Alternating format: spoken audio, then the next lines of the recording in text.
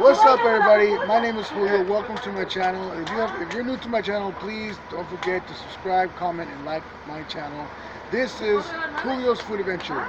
So right now we're standing in the middle of Baker Street as we're getting ready to go behind the scenes of this great vendorship where they're cooking some of the greatest Salvadoran authentic pupusas ever sold here in Baker Street. So let's go and see what's going on right here. As we see, the pupusas are being made right here in this vendorship by my mother.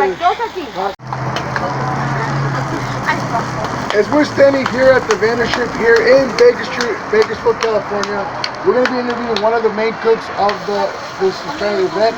Mom, let me introduce my mom, Sonia Magar, and she'll be explaining to you guys how our pupusa is made.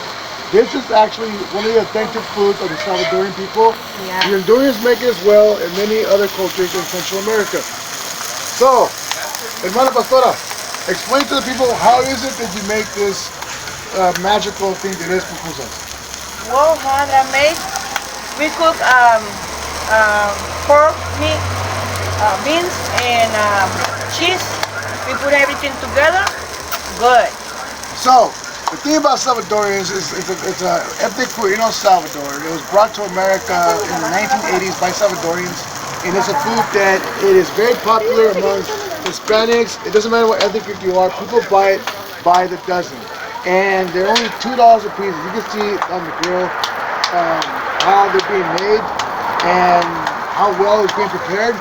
But again, this is Food Adventures. If you like my page, please don't forget to subscribe, like, and comment on my channel.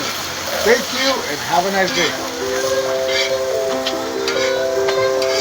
Okay, mamá, ¿entre dos? ¿Cuántas dos? ¿Me das dos más? Okay.